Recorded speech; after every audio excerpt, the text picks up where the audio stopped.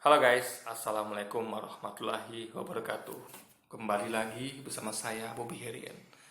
Kali ini saya ingin mengomentari sebuah video dari Syafiq Asim yang berjudul Hagia Sophia, Kenapa Masjid Melulu. Kita langsung tonton videonya dan habis itu akan kita komentari.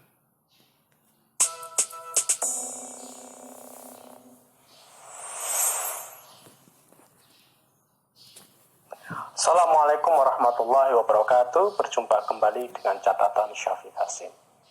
Jika saya disuruh memilih antara dua hal, mana peradaban masa lalu yang kita butuhkan untuk dihadirkan kembali bagi umat Islam pada masa sekarang, antara alih status Hagia Sophia menjadi masjid, ataukah pembangunan kembali Baitul Hikmah? Maka jelas pilihan saya adalah pembangunan kembali Baitul Hikmah. Mengapa demikian? Mari kita lihat catatan sejarah umat Islam. Hagia Sophia dibangun atas perintah Justinian I sebagai katedral bagi umat Kristiani di Konstantinopel. Nama lama bagi kota Istanbul di antara tahun 532 sampai 537 Masehi. Sultan Mehmed sang penakluk menjadikan Hagia Sophia sebagai masjid pada tahun 1453 Masehi sebagai konsekuensi kejatuhan Konstantinopel oleh Imperium Utsmani. Pada tahun 1935, Masjid Hagia Sophia diubah statusnya sebagai museum. Lalu pada awal Juli 2020 kembali Hagia Sophia dijadikan sebagai masjid. Mungkin sebagian kalangan yang masih membutuhkan simbol kemenangan atas umat Kristen, hal itu penting. Mereka yang berpikir politik identitas alih status ini dianggap sebagai hal yang sangat berarti bagi umat Islam dunia. Tunggu guys ya, gini. Kenapa kita mengapresiasi pengembalian fungsi Hagia Sophia sebagai masjid? Anda bisa lihat ceramah banyak ustadz ya, tapi saya akan sampaikan salah satu beberapa saya gitu kan.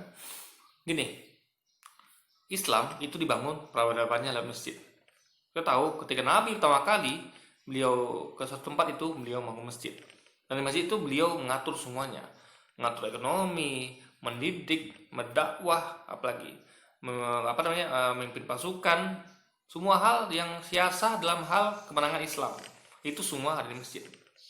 Bahkan pernah itu saya lupa salah satu hadis yang menyampaikan ya, itu saya lupa perkataan siapa, apabila engkau tidak mendengar lagi anak-anak kecil berlarian di dalam masjid, itu berarti tanda akan mundurnya kejayaan Islam.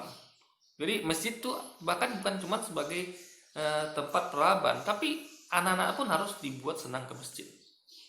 Makanya salah kalau ada orang-orang yang misalnya anak-anak di masjid itu ya ketika lari atau apapun itu dimarah sehingga mereka membuat mereka tuh jerah ke masjid.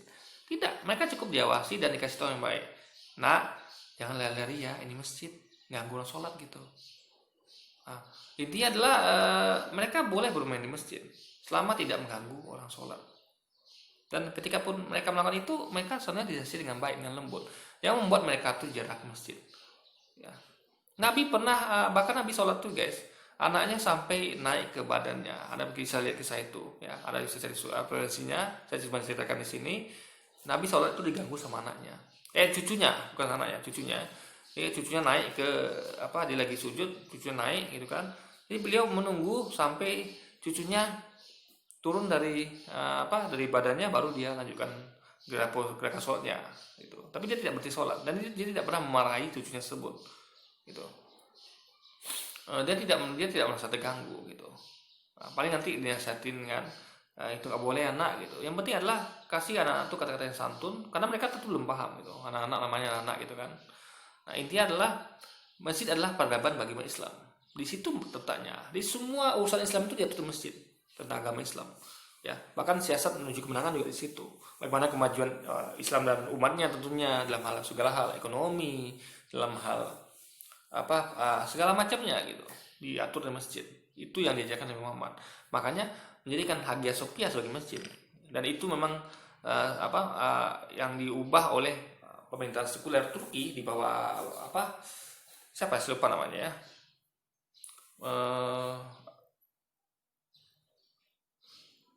Mustafa Kemal Atatürk. Nah, yang diubah oleh Mustafa Kemal Atatürk, dia pemimpin sekuler, ya, hasil dari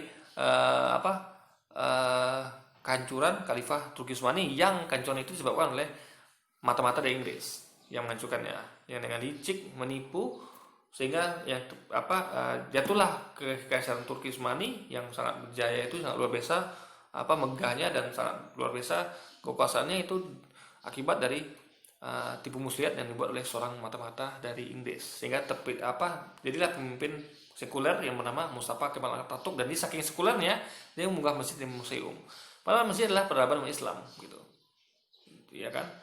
Masjid itulah simbol kemajuan umat Islam. Makanya waktu kemarin Nabi mewasiatkan, ya, menubuatkan akan nanti umat Islam itu akan berjaya di akhir zaman. Pertama-tama mereka akan merebut pertama kali Konstantinopel, baru nanti Roma gitu kan. Nah, itu sudah dibuktikan apa yang dikatakan Nabi. Nabi tidak pernah berbohong. Salah satu nubuatannya sudah terjadi, yaitu jatuhnya Konstantinopel. Nah, tinggal Roma lagi nanti akan kita tunggu kelanjutannya. Hadis Nabi pasti akan terbukti, dan itu akan dibuktikan nanti dilaksanakan oleh Imam Mahdi, guys. Nah, Konstantinopel jatuh dan simbol peradaban Islam itu masjid, ya, dengan diubahnya gereja menjadi masjid. Karena di situ bangunan terbesar adalah simbol Konstantinopel itu adalah Hagia Sophia, nggak ada yang lain. Jadi salah satu dari dua bangunan megah dunia waktu itu adalah satunya di Konstantinopel, yaitu Hagia Sophia. Makanya simbol itu yang dibutuhkan agar umat Islam itu ingat kalau kita dahulu pernah memperjuangkan kemajuan Islam, ya, kejayaan Islam melalui jatuhnya Konstantinopel, gitu, guys. Nah, itu pengingat kita mengenai perjuangan Muhammad Al-Fatih, bagaimana dia berusaha untuk demi kejayaan Islam, demi kemenangan Islam. Itu simbol gitu, dan itu adalah pengingat kita. Jadi mengubah masjid itu menjadi museum itu jelas adalah langkah sekuler. Merubah masjid atau meruntuhkan masjid demi pembangunan suatu hal lain, ya, demi menjadikan museum atau apapun itu sama dengan tidak menghargai peradaban Islam. Peradaban Islam yang baik adalah tidak pernah mengganggu masjid, kecuali memindahkan, is okay. Misal tempat itu kurang baik, misalnya sering banjir, nah itu nggak apa-apa. Tapi kalau menghancurkan, apalagi sampai mengubah menjadi museum, itu jelas merusak peradaban Islam, dan itu yang kita hindari. Dan itu kita syukuri ketika yang presiden yang kita cintai, yaitu Recep Tayyip Erdogan, membuat kembali fungsi Hagia Sophia dari museum menjadi masjid. Itulah simbol dari peradaban Islam yang harus senantiasa kita jaga. Jangan sampai lagi ada masjid-masjid yang di dunia ini yang dirobohkan, bukan karena posisinya yang nggak baik, karena dekat rawa-rawa atau rawan banjir dan segala macamnya, tapi kita harus jaga masjid-masjid kita yang kita harus ramaikan, ya, karena itulah simbol dan pusat peradaban Islam untuk demi kemajuan dan kejayaan Islam ke depan, untuk sekarang dan akan datang, guys. Namun jika kita renungkan maknanya, apakah itu yang memang dibutuhkan umat Islam zaman sekarang? Bukankah kita lebih membutuhkan hadirnya kembali lembaga keilmuan dan penelitian yang mampu menawarkan penyelesaian atas persoalan-persoalan yang kita hadapi? Dua-duanya sama-sama penting gitu. Saya sampaikan tadi, simbol itu penting untuk penyemangat, untuk gelora, agar kita ingat kembali kalau Islam dulu pernah berjaya dengan menaklukkan Konstantinopel, masa kita nggak bisa berjaya sekarang? Kan itu kan berusaha dihancurkan dengan membuat Masjid Hagia Sophia menjadi museum, sehingga kita akan lupa akan kenangan Muhammad Al-Fatih, guys. Nah, sekarang dengan dikembalikan ke masjid, kan sekarang kan viral, orang tahu semuanya, orang semua akan baca tentang kisah Muhammad Al-Fatih, mereka kan tahu bagaimana perjuangan beliau dalam meraih kejayaan Islam. Nah, itu menjadi penyemangat kita semua gitu. Orang yang tahu jadi tahu dengan adanya berita ini. Alhamdulillah, syukur alhamdulillah gitu. Kita sangat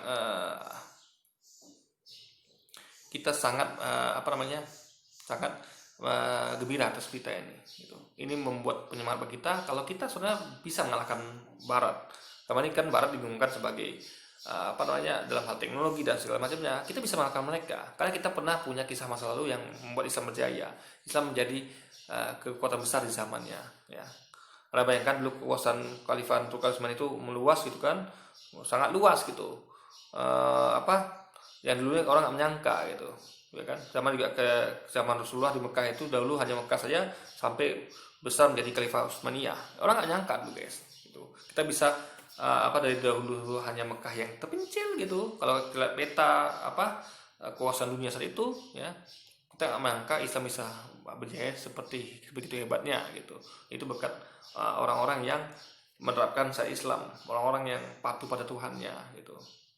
Ya, bahkan waktu itu ada kisah juga ya, di mana kaum Persia diserang oleh kaum Mongol. Kaum Persia diserang oleh satu khalifah, sudah salah beritanya. Jadi waktu itu orang Persia ini minta bantuan ke Cina. Cina mengatakan, apakah orang-orang yang kalian hadapi ini dia takut pada Tuhan, gitu kan, dan dia melaksanakan perintah Tuhannya? Ya, maka orang Cina ini bilang, sungguh kalian tidak akan dapat mengalahkan mereka, karena orang yang sudah begitu itu tidak akan terkalahkan. Itu loh guys. Jadi kenapa orang tidak terkalahkan? Karena mereka taat pada Tuhannya dan mereka menjalankan syariatnya. Dengan begitu mereka punya keyakinan, keteguhan hati, mereka punya keberanian, mereka tahu ya, mereka ini tidak berhubungan bernegosiasi dengan manusia, tapi mereka langsung bernegosiasi dengan Tuhannya. Mereka mendapatkan ridho Tuhannya, jika kalaupun mereka mati, mereka akan mati dalam keadaan syahid, karena mereka memperjuangkan apa yang Tuhannya perintahkan, itu syariat dari Tuhannya, gitu guys. Sehingga mereka tidak punya kata-kata apapun, karena mereka mereka lebih takut berhadapan dengan Tuhannya daripada dengan manusia. Jadi mereka adalah kaum tak terkalahkan. Makanya kalau umat Islam mau berjaya, kita harus kembalikan semua simbol-simbol Islam kita, termasuk nanti di Palestina itu guys, ya. Itu merupakan simbol yang dulu pernah dilakukan oleh khalifah, ya. Khalifah siapa ya, saya lupa. Siapa itu Umar ya, Khalifah Umar yang menguasai Palestina dulu gitu kan. Nah, kita ingat itu simbol kejayaan Islam berikutnya yang harus kita kembalikan. Dan itu akan menyemangati kita sehingga kita bisa melakukan. Kita bisa gitu. Kita adalah umat yang berjaya, pernah berjaya dahulu. Kenapa sih kita sekarang ini mulai kemunduran? Karena kita jauh dari syariat, guys. Kalau dulu mereka kenapa berjaya? Ya, para sahabat Nabi sampai ke Khalifah Turki Utsmani karena mereka berpegang pada syariat. Mereka berpegang pada kitabullah, yaitu Quran dan hadis gitu. Maka mereka kuat, mereka berjaya. Kita sekarang jauh dari itu. Kita sekarang dimabukkan dengan dunia gitu. Sehingga kita lupa kalau kita punya Tuhan yang Maha Kuasa, itu Allah SWT yang untuk kita untuk menegakkan syariatnya, dan itu kita sekarang tidak kita lakukan. Sehingga kita tidak lagi berjaya seperti dahulu guys. Makanya simbol itu penting. Dengan pemilihan simbol itu akan memperkuat kita, menambah semangat kita untuk memajukan Islam dalam hal-hal lainnya. Tapi sekarang ini dari persoalan rivalitas yang berkepanjangan antar umat beragama, terutama Kristen versus Islam, sampai pada persoalan COVID-19. Pendek kata, apakah alih status ini bisa menyebabkan ditemukannya vaksin COVID-19 sebagai misal? Ini kan nyambung guys ya. Yang saya katakan itu ini adalah dorongan penyemangat. Sama bisa gini, misalnya orang mau belajar, dia minum kopi dulu. Atau orang mau kerja, misalnya bawa beladang itu, dia makan dulu kenyang-kenyang gitu kan, kalau bisa makanannya enak agar dia semangat gitu. Jadi nggak ada hubungan antara hubungan langsung ya antara dia ngopi atau dia makan itu dengan pekerjaannya atau belajar dia, ya secara langsung nggak ada. Karena yang langsung itu adalah dia belajar dan dia mencangkul atau mengerjakan pekerjaan dia, bukan makan dulu atau ngopi dulu. Tapi itu secara langsung akan membantu nanti. Sama kayak simbol tadi, itu akan membantu kita untuk penyemangat, ya, dorongan semangat agar kita mengerjakan lebih baik demi kebenaran Islam, karena kita tahu Islam pernah berjaya dan itu menjadi penyemangat kita untuk memajukan Islam ke depannya. Dalam konteks Turki sendiri, mungkin Erdogan berpikir untuk kepentingan politik personanya, menarik simpati pendukungnya, dan jelas manfaat politik untuk Enggak juga. Coba Anda bayangkan kemarin Mustafa Kemal Atatürk, kenapa dia ubah masjid menjadi museum?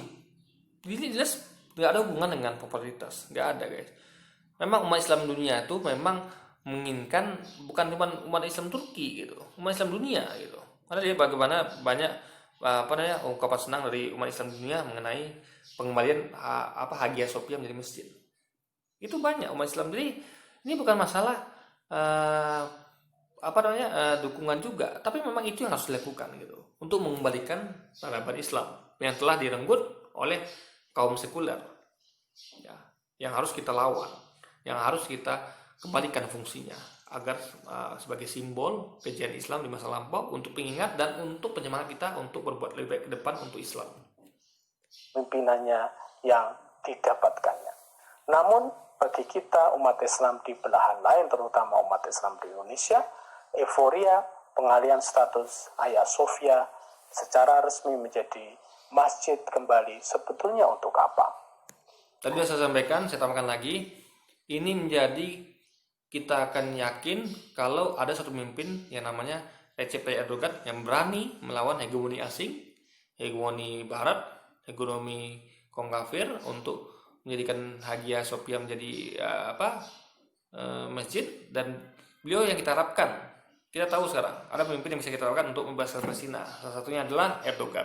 Dan kita berharap penuh pada beliau untuk bersama-sama berjuang bersama kita untuk membebaskan Palestina, tanah terjajah dari Israel, ya, penjajah kafir laknatullah yang sangat keji.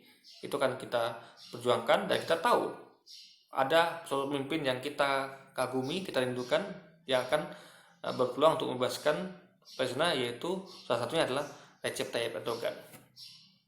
Identitas politika ataukah untuk menunjukkan supremasi Islam yang memang sudah jelas sangat suprematif di negara kita? Masalah Islam di Indonesia nggak suprematif. Kenapa? Karena banyak ulama kita yang dihina, dibully, itu tidak ada pembuli penghinanya dihukum. Mereka bebas semua menista Islam, menista agamanya, menista ulamanya gitu kan, menista kitab sucinya, menista nabinya, itu bebas pikiran Indonesia.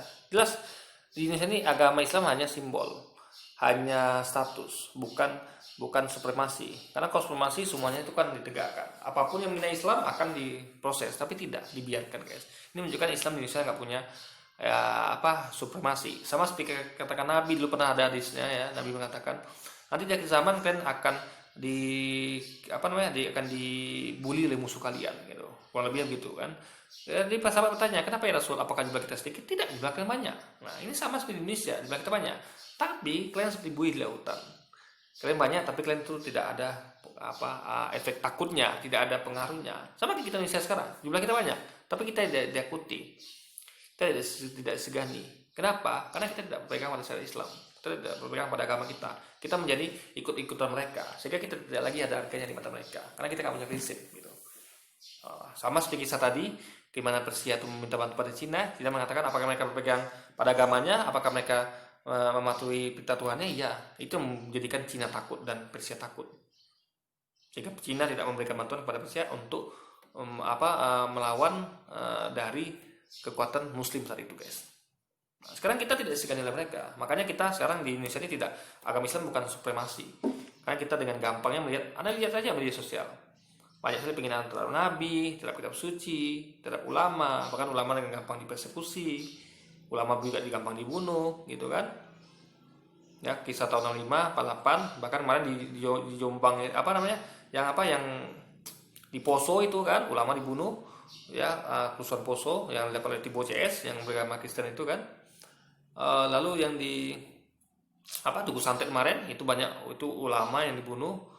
Jadi duduk mereka Gunung Santet, begitu gampangnya ulama-ulama kita, agama kita, kitab suci kita, nabi kita itu dihina dan bahkan dibunuh, guys, di persekusi, bahkan dipenjarakan. Kita lihat banyak ulama dipenjarakan, Buya Hamka, kemarin itu sekarang Ustaz Abu Bakar Ba'asyir, siapa lagi, Ustaz Habib Bahar bin Smith, ya kan, dan beberapa ulama lain, bahkan kemarin juga Muhammad Al-Khattab pernah dipenjara juga akibat dituduh makar gitu, guys.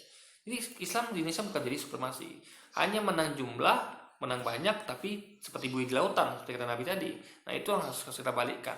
Kita jangan lagi seperti buih di lautan, tapi seperti seekor singa, ya, yang ditakuti lawan-lawannya. Dia hanya seekor, tapi meskipun ada sekumpulan rusa di depannya, dia hanya seekor tapi ditakuti.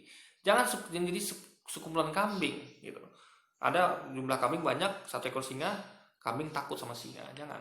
Kita nggak penting jumlah. Jumlah penting, tapi yang penting adalah jumlah yang berperan. Anda bayangkan, akan lebih baik 1000 singa daripada seekor singa. Tapi akan lebih buruk jika ada 1000 kambing, tapi hanya kambing gitu guys. Satu kambing, 1000 kambing sama aja, sama-sama kambing. Beda dengan singa. Satu singa tuh luar biasa, 1000 singa jauh luar biasa. Maka kita mau jadikan jumlah kita yang kuantitas ini banyak ini menjadi berkualitas. Maka kita bangun dengan semangat yang ada ini, dengan Hagia Sophia yang ada ini, kita bangun semangat kita untuk memajukan Islam, untuk menaikkan kualitas kita. Ya, kualitas intelektual kita, fisik kita yang kuat, pengetahuan kita, kecerdasan kita, ketaatan kita pada Allah, dan semuanya menjadikan kita manusia yang jauh baik ke depannya. Ya, sehingga kita disegani oleh musuh-musuh Islam itu sendiri, guys. Ini menjadi menjalar pada urusan politik. Hagia Sophia dijadikan sebagai bahan kampanye politik di dalam negeri agar umat Islam Indonesia memiliki pemimpin seperti Erdogan. Kembali lagi bagi saya, kita mendambakan pemimpin seperti Erdogan, pemimpin yang berani, ya, pemimpin yang disayangi oleh umat Islam. Anda tahu popularitas Erdogan di mata umat Islam dunia sangat tinggi sekali, bahkan umat Islam Indonesia mencintainya gitu kan, maksud saya gitu, ya kan, melebihi cinta saya pada presiden saya sendiri gitu guys, gitu kan. Bahkan kalau kami mau Erdogan memimpin Indonesia, kalau kami mau gitu, tapi sayangnya nggak mungkin gitu kan. Pribadi, pembangunan kembali lembaga keilmuan dan penelitian seperti Baitul Hikmah jauh memiliki relevansi dibandingkan dengan alih status Hagia Sophia menjadi masjid di atas. Kita sudah memiliki masjid di mana-mana di seluruh dunia, apalagi di Turki. Jumlah masjid di Turki, misal. Bukan cuma jumlah, tapi kan saya katakan tadi, 1000 kambing nggak ada artinya dibanding 1 ekor singa. Kita bukan cuma butuh jumlah, tapi juga butuh simbol. Dan Hagia Sophia adalah bangunan terbesar, ya, yang menunjukkan waktu itu satu dari 2 peradaban terbesar saat itu, yang itu kita taklukkan, dan itu menjadi penanda simbol bahwa kita mampu berjaya seperti masa itu. Itu loh poinnya guys. Secara keseluruhan mencapai 82.693 dan khusus di Istanbul 3.113. Jumlah rumah ibadah non-muslim di Istanbul berdasarkan sensus 2000, gereja sebanyak 123, sinagog sebanyak 20. Di dalam sejarah peradaban Islam. Kok tahun 2000? Tahun 2020 lah, ya kan? Datanya kok lama banget tuh guys. Sensusnya yang terbaru dong Pak, ya kan? Jadi 2000 udah lama, 20 tahun lalu gitu. Mana yang data terbarunya gitu? Kita pernah memiliki lembaga keilmuan dan penelitian yang berhasil menghantarkan puncak kemajuan Islam yang belum bisa terulang lagi sampai sekarang. Jadi gini guys, kenapa dulu Islam berjaya ya sampai ke segala hal ekonomi, ilmuwan? Karena kita dulu berjaya dulu. Dengan kita menancapkan kuku, ya, kita bisa tenang dalam menciptakan inovasi, dalam meneliti. Ya, coba lihat sekarang ya, negara Islam itu terus diserang konflik gitu. Ada fitnah ISIS, ada serangan negara lain gitu kan. Bahkan Indonesia itu diserang oleh kaum sekuler, oleh kaum komunis dan segala macamnya, sehingga kita tersibuki dengan urusan-urusan itu gitu. Kalau kita kuat seperti zaman dahulu, ya, seperti kita berjaya dulu, kita menjadi tenang. Negara kita tenang dan kita bisa melakukan inovasi. Anda lihat Amerika itu kan negara nggak pernah disentuh. Pernah nggak Anda lihat Amerika disentuh negara lain? Ya kan, nggak pernah. Maka mereka berjaya. Mereka punya banyak waktu untuk mengurusi hal-hal seperti itu. Bagaimana kalau kondisi negara seperti yang pernah terjajah? Kayak Palestina lah paling gampang sekarang ini. Bagaimana dia bisa berinovasi kalau sama dia dijajah gitu guys? Makanya harus kuat dahulu, harus punya peradaban, ya, sehingga peradaban itu yang menghasilkan ilmuwan gitu. Kalau nggak punya peradaban, nggak punya kekuatan kejayaan, Anda nggak bisa menghasilkan ilmuwan guys. Karena ilmuwan itu bisa bekerja ketika kondisi tenang, ketika dia kuat. Sehingga negara kuat dia bisa mendapatkan dana untuk riset, ya kan? Kalau kita lemah, bagaimana ilmuwan kita punya dana untuk riset? Bahkan untuk makannya dia harus susah-susah gitu guys, ya kan? Dia nggak sempat memikirkan hal-hal penelitiannya karena sibuk dengan urusan-urusan lain gitu guys. Ini lembaga itu bernama Baitul Hikmah, rumah kebajikan. Baitul Hikmah yang merupakan perpustakaan adalah lembaga yang sangat istimewa di dalam sejarah peradaban Islam. Selain tadi berhasil memajukan Islam sebagai pusat ilmu pengetahuan dan juga sebagai pusat peradaban yang tinggi, Baitul Hikmah adalah wujud lembaga keilmuan dan penelitian yang dilahirkan oleh kekuasaan Islam yang sangat bersifat terbuka dan inklusif. Dinasti Abbasiyah masa Al-Ma'mun mendirikan Baitul Hikmah dengan tujuan kemajuan keilmuan dan peradaban Islam. Banyak sejarawan yang mengatakan bahwa Baitul Hikmah adalah akademi peradaban yang paling penting dan besar. Ahamu wa'awamu ma'hadi sikofi. Lihat kitab Uyunul Amba fi Tabaqatil Atibba. Apa hal utama yang dilakukan oleh Baitul Hikmah sehingga kemajuan Islam pada masa dinasti Abbasiyah tersebut tercapai? Bahkan tidak hanya kemajuan Islam, kemajuan Barat pun berhutang budi banyak pada lembaga Baitul Hikmah di atas. Pekerjaan utama Baitul Hikmah adalah melakukan pemindahan berbagai macam corak keilmuan dan pengetahuan yang telah ditinggalkan oleh para pendahulu. Nakli mukhtalifil anwa'il ulum wal ma'arif allati kanat lil umam allati sabaqathum. Di sini Baitul Hikmah mengkategorikan ilmu-ilmu seperti filsafat, kedokteran, astronomi, geometri, aljabar, pertanian, biologi, kimia, yang pada saat itu diwarisi dari tradisi Yunani, Persia, dan India dan sebagainya sebagai al-ulum al-awail, ilmu-ilmu yang awal. Istilah al-ulum al-awail ini menunjukkan sebuah ciri keterbukaan mereka, bahwa yang disebut ilmu itu universal. Ilmu pengetahuan bagi mereka tidak beragama, karenanya segala ilmu yang berkembang pada saat itu dialih pindahkan dari bahasa ibu mereka ke dalam bahasa. Tapi ingat ya, sekali lagi ilmu yang dibolehkan dalam Islam itu adalah ilmu yang tidak bertentangan dengan syariat Islam. Contoh, ilmu nuklir. Ilmu nuklir itu hanya boleh untuk hal-hal yang bersifat seperti pembangkit listrik atau hal-hal yang bersifat bagi kebaikan. Tapi nggak boleh ilmu nuklir itu digunakan untuk menciptakan bom nuklir, gitu guys. Jadi sekali lagi ilmu yang dibolehkan. Jadi kalau Anda masukkan ilmu ke sana, berarti nggak boleh ilmu nuklir tentang bom. Hanya boleh ilmu nuklir tentang pembangkit listrik. Jadi sekali lagi guys, nggak boleh semua ilmu dimasukkan, gitu. Harus dipilah-pilah juga, gitu. Jadi universal sini adalah ilmu-ilmu yang hanya dibolehkan dan tidak dilarang oleh syariat. Arab, bahasa umat Islam saat itu. Harun ar-Rasyid, Khalifah Abbasiyah, merekrut orang-orang terbaik untuk melakukan pekerjaan ini, meskipun orang-orang tersebut tidak. Ingat, Khalifah Abbasiyah, betul kata saya kan, harus ada peradaban dulu. Karena kalau nggak ada kekhalifahan, bagaimana mereka bisa bekerja dengan baik? Gitu. Jadi simbol itu untuk memulai kita start yang baru, agar kita memulihkan Islam sehingga kita peradaban, baru kita menciptakan ilmuwan, gitu.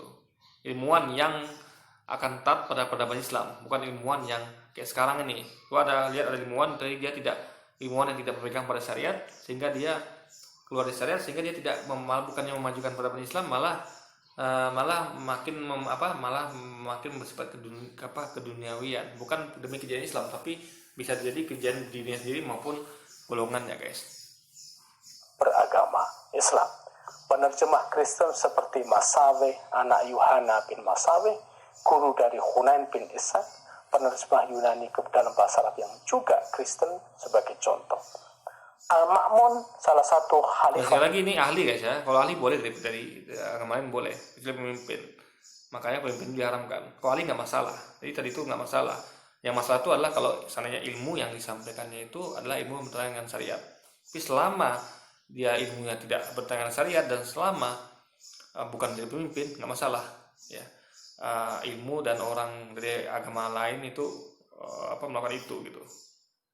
Abbasiyah sangat takjub dengan keluasan keilmuan Hunain bin Ishaq yang Kristen. Dalam catatan sejarah, para ilmuwan yang mendominasi Baitul Hikmah adalah kalangan Kristen, Syria dan Persia, bukan kalangan Muslim. Hal itu dikatakan inna mu'dhama man kana ya'malu bidaril hikmah minan nasoro wal farsi wasuryani. Baitul Hikmah adalah gambaran toleransi terbesar dalam sejarah peradaban dan keilmuan Islam. Ta'assub pada jenis dan agama tertentu tidak ada pada saat itu. Yang ada adalah semangat kebebasan pemikiran yang sempurna. Ya, bagi Anda mungkin kebebasan pemikiran itu yang sekuler, yang sempurna. Dalam artian itu sampai menabrak hukum-hukum Allah gitu. Tidak. Kebebasan pemikiran yang sempurna adalah kebebasan yang bertanggung jawab, kebebasan yang besaran, kebebasan yang tunduk pada hukum Allah. Itu baru kebebasan yang sempurna.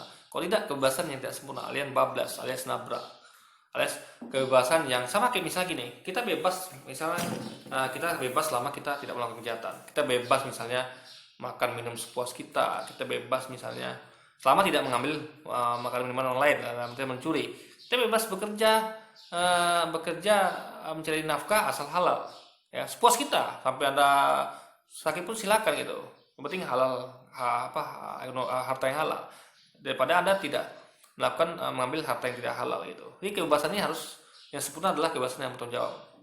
Pemikiran juga harus bertanggung jawab gitu. Pemikiran sempurna adalah pemikiran yang bebas tapi tetap tunduk pada hukum-hukum Allah, guys.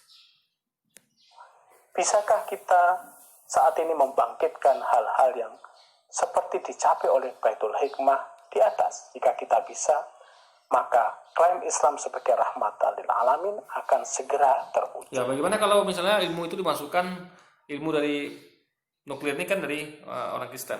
Misalnya orang apa nih, mungkin orang kafir dan orang manapun itu, jelas nggak mungkin ilmu ini dari orang Islam, nuklir ya, karena nuklir itu haram dalam Islam gitu, nuklir dalam hal bom.